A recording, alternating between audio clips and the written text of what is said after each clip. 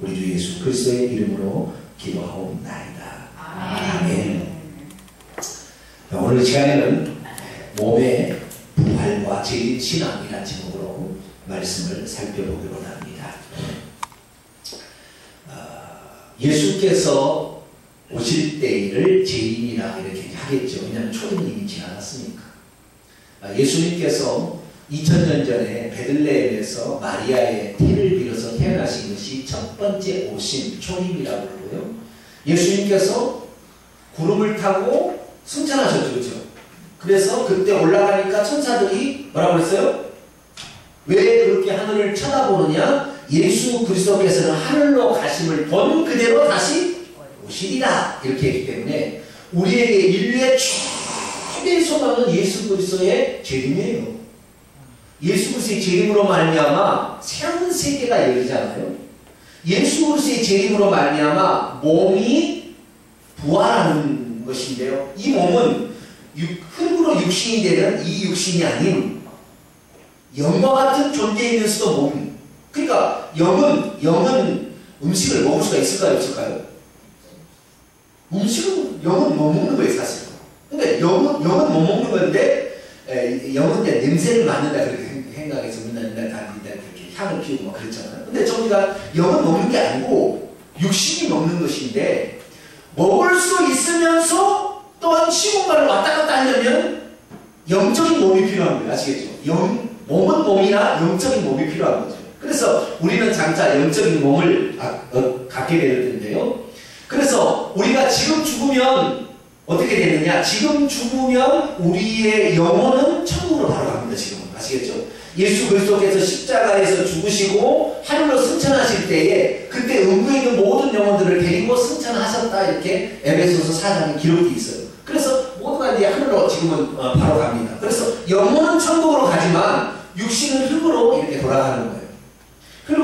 흙으로 육신이 돌아가는 이 상태는 우리가 원래 흙에서 이렇게 지어졌잖아요. 그러다 하나님께서 바람을 불어서 영을 집어넣기 때문에 영과 육체가 만난 존재예요. 육체는 이 세상의 물질의 세계를 접촉하지만 영은 하나님과 구하기 때문에 하나님과 접촉할 수 있는 기관이에요. 그래서 3차원에 살면서 4차원에 계신 하나님과 접촉할 수 있는 존재는 인간밖에 없는 거죠.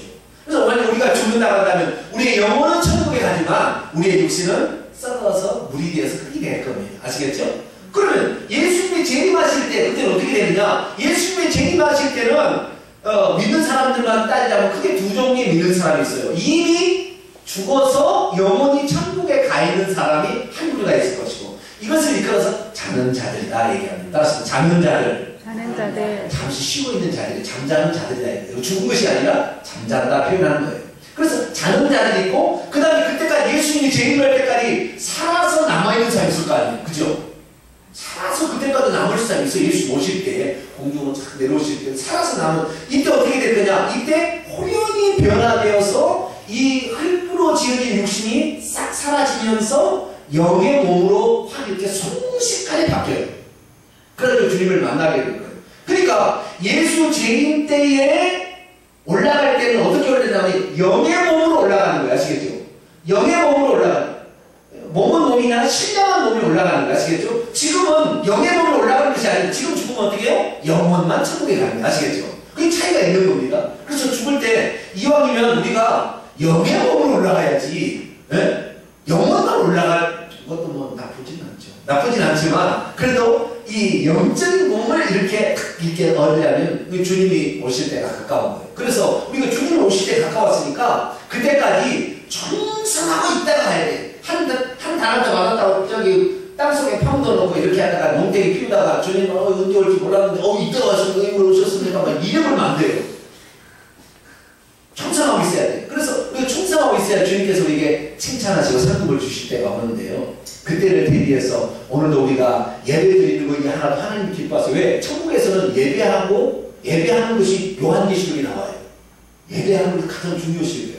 그래서 천국에도 지금 가보면은요, 저는 안 가봤어요. 근데 갔다 온 사람 얘기를 들어보니까 천국에는 지금도 예배를 드린다는 전체가 예배를 드린다.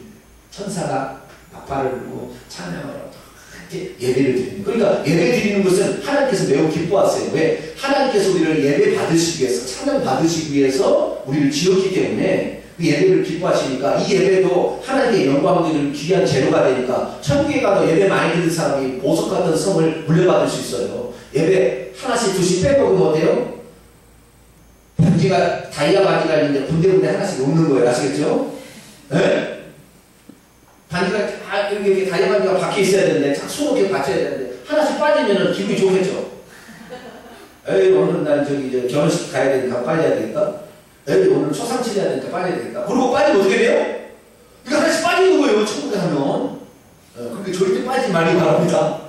네? 절대 빠지지 말아요. 그래서 우리가 이제 그렇게 갈 텐데 자 보세요. 주님께서 우리에게 오실 때가 그러면은 얼마나 남았느냐. 깨어서 기도할 때가 돼서 그러는 거예요.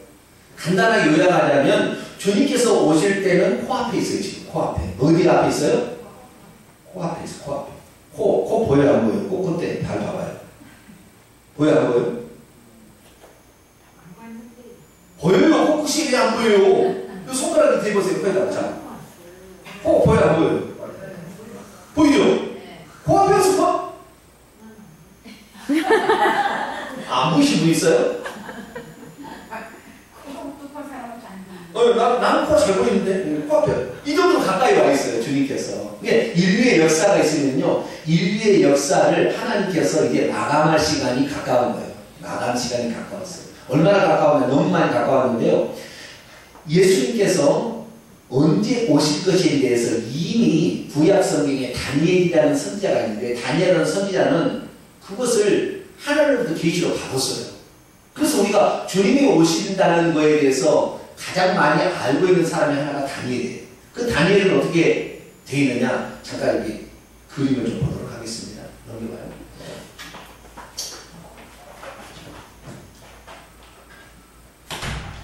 다니엘서 9장에 보면 인류의 역사의 마지막 때가 어떻게 될 것인지에 대해서 성경에 다니엘의 환상을 통하여 보게 됩니다. 그래서 그것을 기록을 해놨어요. 그래서 우리는 그 기록을 통하여 주님께서 이렇게 가까이 오게 되었구나라는 사실을 알게 되는 거죠. 자, 여기 보세요. 잘 보이시나요? 잘 안 보이시죠? 뭐 의도인지 모르겠네요. 이거 쏘는 게.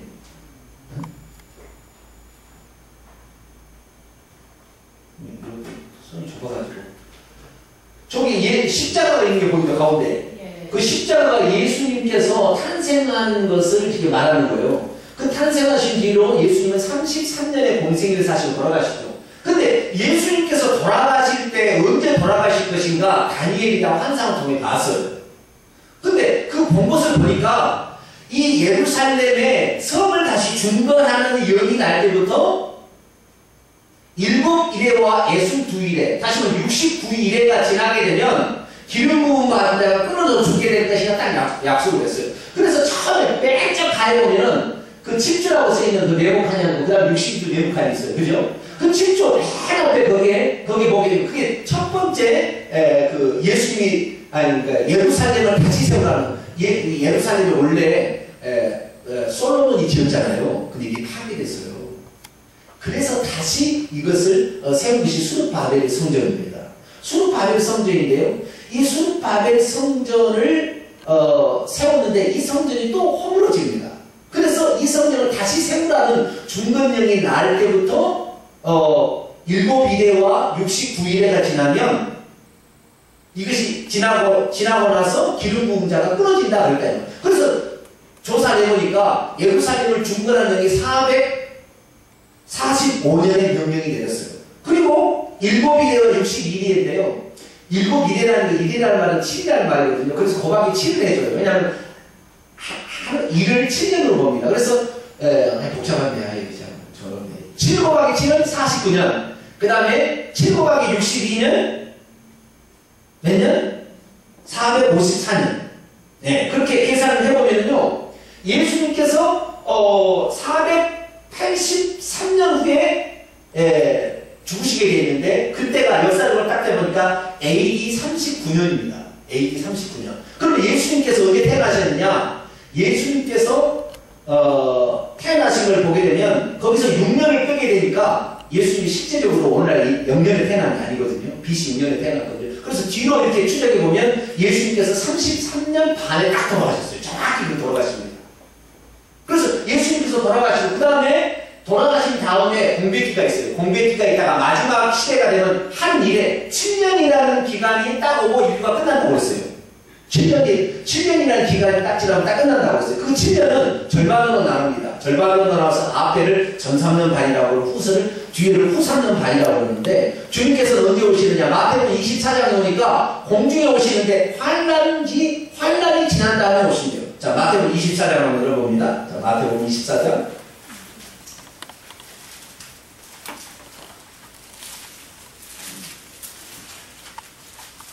마태복음 24장 29절을 보세요. 29절부터 31절까지 봅니다. 시작. 그날 환란 후에 언제 주님 오세요? 환란 후에 그 앞에 보니까요 막 적그리스도가 나중에 환란을 하는데 그때 막 도망다닌다고 했잖아요. 막 도망다니는데 그 환란이 지난 다음에 대환란 후에 즉시 해가 어두워지며 달이 빛을 내지 아니하며 별들이 하늘에서 떨어지며 하늘의 권능들이 흔들리리라. 그때 인자의 징조가 하늘에서 보이겠고 그때 땅의 모든 족속이 통곡하며 그들이 인자가 구름을 타고 능력과 큰 영광으로 오는 것을 보리라. 그가 큰 나팔 소리와 함께 천사들을 보내더니 그들이 그의 택하신 자들을 하늘 이 끝에서 저 끝까지 사방에서 모으리라. 그렇잖아요. 이 환란은 어떤 환란이냐? 7년 동안 있는 환란인데 이 환란을 전 3년 반, 후 3년 바로 나온다면 전 3년 반은 그렇게 환란이 크지 않아요. 근데 후 3년 반에 다니엘서 9장 27절에 나온 얘기예요. 이 이스라엘과 7년 동안 한 이내의 평화협정을 내렸다가 적그리스도가 파괴를 합니다. 전 4년 반이 지나고 파괴가지고 그때부터 예루살렘 성전에다가 자기 우상을 만들어 놓고 이를 섬기게끔 하는 거예요. 그래서 적그리스도를 짐승이라는데 짐승과 그의 우상을 섬기냐는 걸 다 죽이는 거예요. 그리고 그 짐승을 경배하고 우상을 숭배하는 자에게만 표를 줘요. 무슨 표를요? 666 표를 주는 거예요. 그 666 표라는 거예요. 그 표를 주면 이 표를 가진 사람만 매매를 하게 돼 있어요. 그러니까 만약에 666을 표를 받기로 한다 그러면 경배해야 돼요. 경배하고 666 표를 받아야 되는 거예요. 그러면 우리 예수 믿는 사람 그때 표를 받아야 될까요? 말아야 될까요? 절대 안 되죠. 우상 숭배하면 어디 간다고 했어요? 지옥 간다고 했잖아요. 우상을 숭배하면 지옥 가게 돼 있어요. 그러니까 그것이 눈에 보이는 우상이든 보이지 않는 우상이든 우상을 숭배하면 지옥 간다고 했으니까 절대 표를 받지 말아야 돼요. 그 표를 받게끔 강제로 안 받으면 죽인다. 그럼 너는 표를 받을래? 아니면 표를 안 받을래라고 시험하는 시기가 후 3년 반의 시기예요. 그때 그 시기에 대해서 다니엘이 이미 예언을 했기 때문에 예수님도 그 말씀을 인용하십니다. 다시 마태복음 24장 15절 16절까지 봅니다. 시작. 그러므로 너희가 선지자 다니엘이 말한 바 멸망에 가증하는 것. 이게 뭐예요? 666 우상이 짐승의 우상입니다. 이 우상이 거룩한 것 어딜까요? 예루살렘 성전이겠죠. 거룩한 것 예루살렘 성전에 선 것을 보거든 읽는 자는 깨달을지죠. 그때 유대에 있는 자는 어디로 도망치라? 산으로 도망치라. 밭에 있는 자는 집으로 돌아가지 말고 왜 가다가 붙들릴 수 있으니까. 그날은 알게 있는 자들과 정 먹는 자의 화가 있대요. 왜요? 도망가기 힘드니까. 그날은 겨울이나 안식일이 되지 않도록 하래요. 겨울이 되면 어떻게 해요? 도망다니기 쉽지 않아요. 산으로 들고 도망다니기 쉽지 않잖아요. 그리고 안식일날은 안식일에 갈 수 있는 거리만 딱 있어요. 한 1km 정도만 거리 가고 그다음에 못 가게 돼 있어요. 그 이상 가게 되면 안식일 어깁니다. 그러니까 못 도망다니면 다 죽인다는 거예요. 그래서 그날이 안식일이 안 되게끔 그때가 겨울이 안 되게끔 이렇게 기도하라. 근데 안 되게끔 기도하라 그러면 꼭 그때가 그게 된다고 되더라고요. 보니까 좀 그런 경향이 있더라니까. 이 기도를 많이 해야 돼요. 안 돼야 돼, 안 되도록. 그렇게 해야 돼. 그러니까 유대에 있는 모든 사람들은 적그리스도 치하에 남아서 적그리스도를 숭배하라고 하는 그 얘기를 다 듣는다는 거예요. 그래서 인류의 역사는요, 이방인을 중심으로 움직이는 것이 아니라 누구를 중심으로? 유대인들을 중심으로 인류의 역사를 움직이게 되어 있습니다. 그래서 유대인들, 지금 이스라엘 사람들의 삶을 주의 깊게 지켜봐야 돼요. 그럼 유대인들이 맨 처음에 예수 그리스도를 맞이했을 때 예수님을 몰려버렸잖아요. 당신이 무슨 메시아야, 당신이 무슨 하나님의 아들이야, 죽여버렸잖아요. 그래서 하나님께서는 구원의 키를 그 다음부터 이방인으로 돌려버렸어요. 로마서 11장에 보면은 이방인의 충만한 숫자가 돌아올 때까지 이스라엘이 넘어졌다 이렇게 얘기한다. 이스라엘 넘어졌고 그때부터 이방인들이 예수 믿어서 교회가 된 거예요. 그래서 이번에 충만한 숫자가 다 차게 되면 이제 다시 유대인들로 말미암아 한 일의 역사를 딱 이루게 된 거예요. 그래서 지금 이스라엘 사람들이 가장 바라는 건 뭐냐? 과거처럼 우리도 성전이 있었으면 좋겠는데 그런 거예요. 그들은 아직도 예수를 메시아를 인정하지 않기 때문에 성전을 지어서 거기서 제사를 드렸으면 좋겠는데 그렇게 하고 있어요. 그래서 다시 한번 성전을 지으려고 하는데 그 성전을 지금 성전 자리가 누가 있느냐? 이슬람교의 황금 사원이 거기 딱 자리가 있기 때문에 거기에 지을 수가 없어요. 어떻게 할 수가 없어요. 그런데 나중에 마지막 때가 되면 그랬죠. 저 그리스도 같은 놈이 딱 등장해가지고 팔레스타인 사람들한테 너희들한테 여기에 무슨 자치권을 주겠다. 나라를 세우게 하겠다. 대신 성전을 유대인들에게 줘라. 그렇게 막 하겠죠. 그래서 유대인들이 성전을 되찾으면 즉시 8개월 만에 성전을 세울 수 있답니다. 지금 다 준비가 돼가지고. 성전을 딱 세우게 되면 그 성전을 세우게 해주는 그 사람 얼마나 고마운 사람이겠어요. 이가 바로 메시아가 아닌가. 이스라엘 백성이 그를 따르게 되는데 전산대만이 딱 끝나다 돌변해가지고 죽었다가 다시 살아납니다. 예수가 똑같은 부활의 장면을 하기 때문에 모두가 다 저가 메시아라고 딱 따르는 순간 거짓 선지자가 나타났어요. 예수님에게 엘리야가 있었던 것처럼 거짓 선지자 엘리야 같은 사람이 나타나가지고 이가 메시아를 숭배하라. 그리고 우상을 만들어 숭배하니까 우상이 뒤집어지는 거예요. 이스라엘 백성이 우상을 숭배하는 것은 출애굽기 20장에 우상을 만들어 숭배하는 것 전부 3, 4대까지 저주를 받고 결국 지옥에 떨어지는 것인데 가짜이구나라는 사실을 아는 순간 이스라엘 백성이 저 그리스도를 그때부터 수함하다 버리게 됩니다. 우리는 당신을 인정하지 않습니다. 그리고 초림의 예수 그리스도가 우리의 메시아였습니다. 라고 돌이키기 시작합니다. 그러니까 저 그리스도가 이놈들이 내가 너희들에게 성전을 세워주고 뭘 했는데 너희들이 이렇게 해? 너희들 가만두지 않게. 그때부터 죽이니까 유대인들은 다 도망쳐야 돼. 그래서 유대인들은요, 주님이 공중으로 재림하셔서 지상 강림할 때까지 계속 핍박을 3년 반 동안 엄청 핍박을 받는데 주님께서 말씀하셨어요. 그 핍박의 기간이 이런 창세기로 이런 환란이었기 때문에 핍박의 기간을 3년 반을 두게 되면 구원받을 자가 없을 거예요. 그래서 그날을 감해준다고 했어요. 그래서 3년 반의 시간이 아닌 시간으로 핍박을 덜 받게 해줄 것을 간다고 예수 얘기하셨으니까 저는 핍박을 받게 됩니다. 우리 교회는 어떻게 되냐? 교회가 마찬가지예요. 교회는 지금 어떠냐? 그 교회가 이 주님의 핍박, 저 그리스도의 핍박에 맞서서 어떻게 할 거냐면 세 가지 의견이 있어요. 7년 동안 이렇게 한 일의 언약 동안에 이 7년 전에 휴거돼서 올라간다라는 주장하는 사람이 있고요. 그 다음에 3년 반, 전 3년 반에는 미온적인 환란기이기 때문에 이걸 통과하고 후 3년 반이 되기 전에 저 그리스도 표 이렇게 받기 전에 올라간다, 휴거된다 이렇게 주장이 있고요. 그 다음에 마지막에 후 3년 반이 끝나서 7년이 끝난 그 시점에 올라가서 주님을 모셔서 공중에서 모시다가 지상으로 재림한다 라는 세 가지 주장이 있어요. 물론 여기 말고도 다른 주장이 있어요. 그런 7년이 오기 없다 이렇게 하는 데도 있긴 있지만 그러나 요한계시록이나 마태복음 25장에 보면 다니엘이 분명히 얘기했던 걸 예수님이 인용하고 있으니까 우리는 예수님의 것을 말을 해야 되는 거예요. 그래서 예수 그리스도께서 다시 오시게 될 때 이 세 종류의 휴거가 있을 것이라고 생각하는데 여러분 7년 전에 휴거가 있었으면 좋겠어요? 전사님만 끝나고 이때 있었으면 좋겠어요? 마지막에 있었으면 좋겠어요? 네? 빨리 있었으면 좋겠죠. 대통령이 환란 안 받고 그냥 뚝딱 올라가 버리면 하나님 그거 발라라 자립가라 나눈다노라 그러고 하면 좋긴 좋을 텐데 성경은 뭐라고 얘기하겠느냐? 환란 후에 주님이 오신다는 거예요.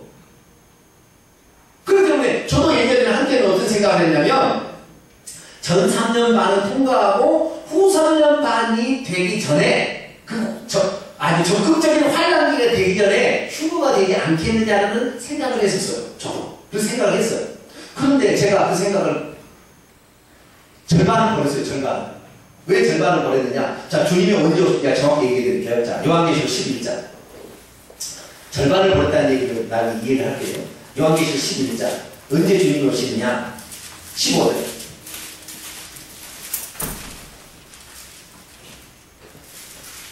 요한계시록 11장 15절.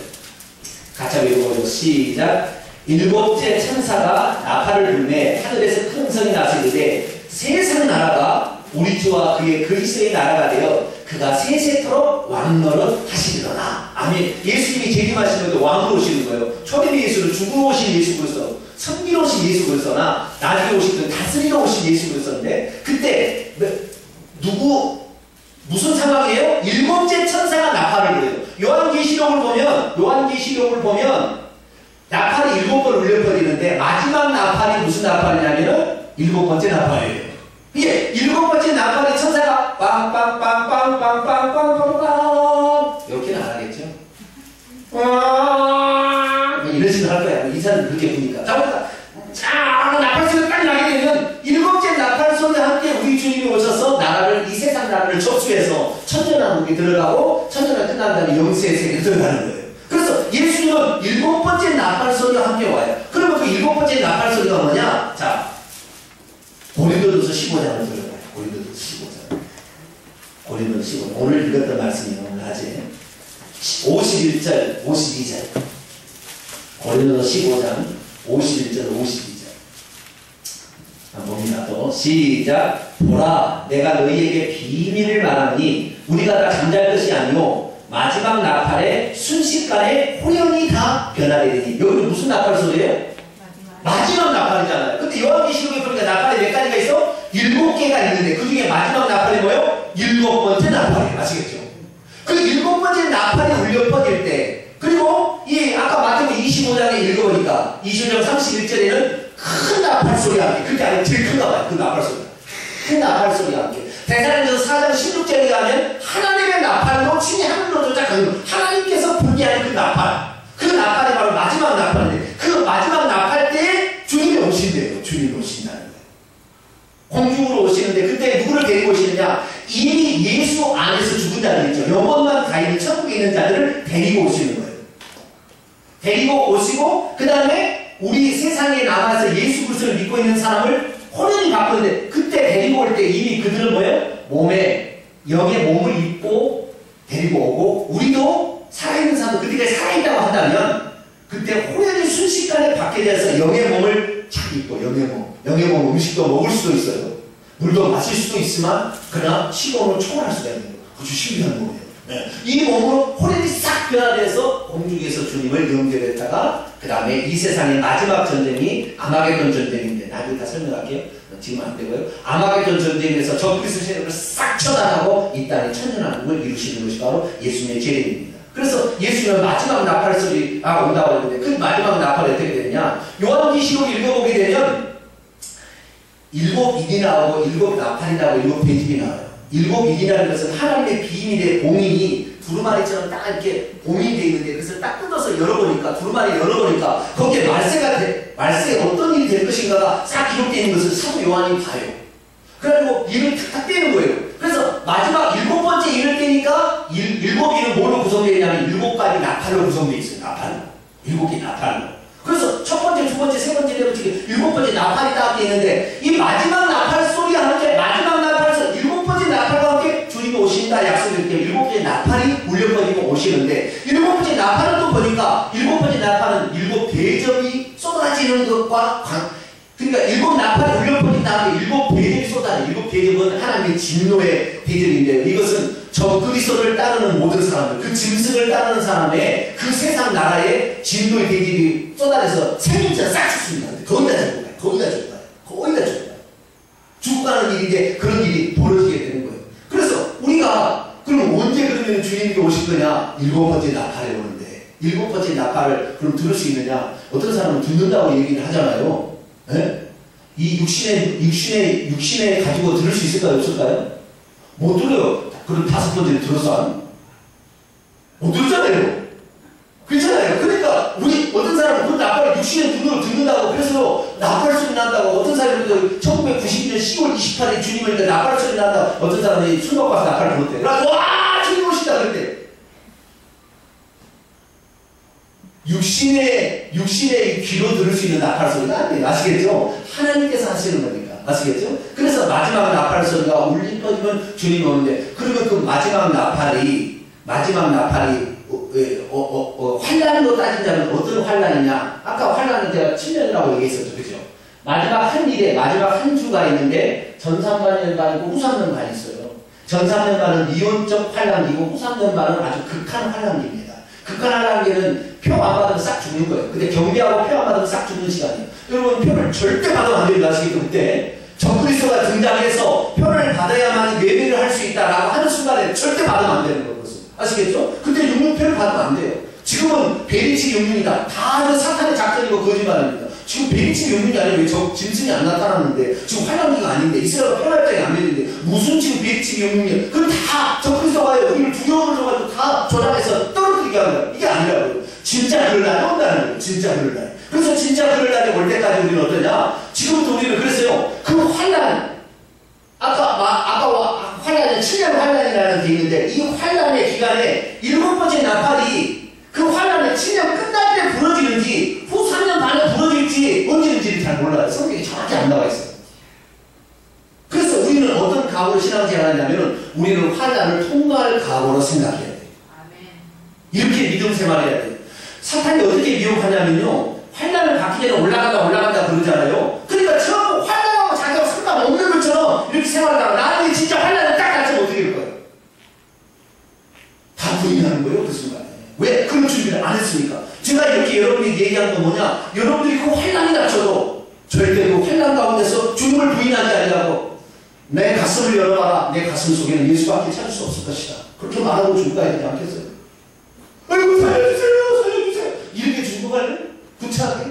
그때 이기려면 어떻게 해야 되냐? 지금부터 준비를 해야 된다. 할렐루야. 근데 그게 아니라 얼마나 나오냐? 주님께서 비유를 하나 드렸는데요. 무화과 나무의 비유를 배우라. 무화과 나무가 싹이 나면 인자가 문 앞에 이르지 말라고 했어요. 그 무화과 나무는 이스라엘을 지칭하는 나무예요. 왜냐하면 예수님께서 성경을 하다 무화과 나무를 저기에는 인마무성한 무화과가 다 말라서 죽었잖아요. 그래서 이스라엘의 멸망을 얘기한 거예요. 그래서 이스라엘 진짜 멸망당해버렸습니다.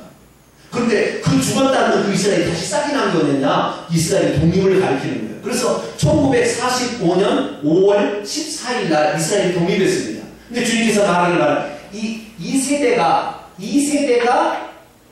없어지기, 다 지나가기 전에 내가 온다고 했습니다. 그러니까 1948년 5월 14일 날 태어난 사람의 나이가 올해 몇 살이냐? 65세예요. 지금 65세. 이 사람 얼마나 더 살까요? 이 사람이 죽기 전에 온대요. 이 사람들이 죽기 전에 온대요. 주님께서 그랬어요. 그러니까 우리 시대에 올 가능성이 너무 많아요. 그리고 다니엘서 9장에 보면 한 세대에 대해서 다니엘 말하면 한 세대는 70년이라고 합니다. 다니엘서 9장 1절에 나와요. 한 세대는 70년의 이 기간을 정했다 이렇게 얘기하기 때문에 그럼 70년 5년밖에 안 남은 거예요. 이것은 절대 맞는 얘기는 아닙니다. 그러나 생각하고 있어야 된다는 거예요. 주님은 그 날짜와 그 시간을 절대 모르기 때문에 알아서 도둑처럼 온다기 때문에 모르겠지만 그 날짜와 그 시간이라는 성경에 보면 오시면 12시 5분의 날을 모르는 거예요. 그러나 징조를 통하여 그때가 가까워서 알고 오늘도 깨어있어 기도하. 할렐루야. 그런데 우리가 주님 오실 때가 가까워 이렇게 지금 가까웠는데 우리가 넉넉고 있다가 신앙생활 대응하다가 주님 성수 안 하고 11조도 안 하고 뭐 해야 될 일이 많은데 봉사를 한 번도 안 하고 그러다가 주님이 오실 때 가면 누가 좀 산다고 할 수 있냐고요. 안 되는 거예요. 지금부터 막 일부러 해야 돼요. 할렐루야. 내 육신이 죄를 지려면 절대 죄를 버려야 돼. 나는 죄를 짓지 않겠어. 주님 오실 때가 좀 가까운다고 죄를 버려야 돼. 할렐루야. 죄를 버리고 할 수 있지만 내 육신을 처복종시켜서 주의 말씀을 들으려고 막 하고 전도를 하려고 노력하고 막 이렇게 하다가 주님을 만나야죠. 그죠? 넉넉고 있다가 주님 오실 때 그때 얼마 안 남았는데 넉넉고 있다가 나중에 주님하고 온다. 얼마나 부끄럽겠냐고요. 그때 그렇게 하지 말고. 그래서 주님 오실 날이 얼마 남지 않은 거예요. 지금 이런 상황이 있는 거예요. 그런데 제가 말하기를 우리 세대에 오지 않겠나. 왜? 지금 65세 먹은 사람들이 죽기 전에 온다니까. 5년이, 10년이, 15년인지 뭐 알 수는 없겠지만 정확히 주님 그날을 모른다 했습니다. 그러나 그 세대가 지나가기 전에 오실 때니까 너무 가까운 시대가 살고 있어요. 그래서 우리는 정말로 깨어서 기도해야 되겠어요. 그렇죠? 깨어서 준비해야 되고 깨어서 오늘 최선의 노력을 다해요. 어떤 사람은 그러는 거예요. 주님 오실 날 가까워지고 오직 와서 기도만 해도 힘을 입고 와서 뭐 기도한다는데 힘을 입고 기도한다고 그 사람이 되는 게 아니에요. 오늘도 주의 일을 감당해야지 힘을 입고 기도하는 게 주의 일을 감당하는 게 아니거든요. 그때 주님이 오실 때요. 밭에서 일하는 사람 그 다음에 집 안에서 맷돌 들고 있는 여자 밭에서 일하고 있는 남자 다 일하다가 한 사람은 데려가고 있다가 한 사람은 남겨둠을 타고 맷돌을 돌리다가 한 사람은 올려가고 한 사람은 나가고 잠을 자고 있다가 한 사람은 올라가고 한 사람은 남겨둔 걸 보게 되면 다 그때 자신에게 최선을 다하고 있는 거예요. 아시겠죠? 그렇게 해서 올라가는 것이지 주님 오신다고 이것만 들어야 된다고 베이직 육문이라고 이거 전단을 만들어서 뿌린다고 해서 이게 지금 주님 준비하는 게 아니에요. 오늘 내게 주어진 사명 아까 그랬잖아. 예수님도 당신이 이 땅에 오신 목적을 이루기 위해서 기꺼이 자기가 하시는 능력으로 사람들한테 돈 달라고 하다가 얼마나 잘 먹고 잘 살았으면 그렇게 안 했다는 거예요. 바울도 마찬가지고 자기가 전도하는 교회가 그렇게 많지만 그 전도하는 교회 내가 한국 가서 얼마든지 넉넉하게 안 되겠어요? 얼마든지 편안할 수 있으나 하나님이 그에게 주신 사명은 돌아다니면서 먹을 자라 그 삶이 이렇다는 거예요. 그래서 여러분 각자의 하나님께서 주신 사명과 여러분 각자의 주신 달란트대로 충성할 수 있게 되길 바랍니다. 나는 못하면 나는 예배하도 나는 끝까지 충성하겠습니다. 나는 못하면 기도도 하겠습니다. 할렐루야. 나는 못하면 사람 소리도 많이 보겠습니다. 나는 모르면 오는 사람 나 반갑게 인사해서 우리 교회 딱 오게 되면 우리 교회가 좋은 교회인지 소개야. 나 늙어서도 나 오면 아이고 오셨어요. 어디서 오셨어요? 아유 잘 오셨습니다. 나 인사라도 하겠다. 할렐루야. 내가 뭐 꿈으로 끌수는 나 빗자라도 내가 그 손들을 쓰겠다. 이런 마음으로 작은 일이지만 그 일을 감당하고 있으면 주님께서 잘했다 진짜. 잘하고 충성되게와 네가 작은 일에 충성하였으니 많은 것으로 내게 맡기리니 내 주인의 즐거움에 참여하라. 그런 날이 있었습니까? 그래서 오늘도 작은 일에 충성할 수 있게 되길 바랍니다. 요약합니다. 주님께서 7번째 나팔인데요. 7번째 나팔이 한 일의 끝일지 중간일지 어쩔지는 사실 정확하지는 않아요. 그런데 중요한 건 뭐냐면 7 대접 심판이라고 저 크스의 치아에 내리는 대접 심판 전에 주고가 됩니다. 그건 나중에 다 설명이 돼요. 전에 주고가 돼요. 그래서 주님을 만나서 내려와서 재림하는 것입니다. 그것은 후사년 반 안에 아주 짧은 기간 동안에 순식간에 막 일어날 일이에요. 그러니까 우리는 어떻게 준비해야 된다? 환난을 통과할 준비를 하고 있어야 돼요. 나는 환난을 나는 이겨낼 것이다. 나는 어떠한 적그리스도의 핍박에서도 절대 패받지 않냐고 우상 숭배하지 않냐고 나는 하나님의 말씀대로 예수를 위해서 내 목숨을 기꺼이 바치리라. 이런 각오로 지금부터 하나씩 준비해보세요. 아시겠죠? 맡겨진 일에 최선을 다하시고 이렇게 해보셔야 돼요. 목숨처럼 이걸 지키겠다는 그런 각오를 하나씩 해봐야 돼요. 그래야만 나중에 그 위험한 환난의 시간에 이겨낼 수 있다는 말이죠. 우리 성도는 다 이겨내기를 축원합니다. 다 이겨내는 우리 성도가 되십시오. 기도하겠습니다.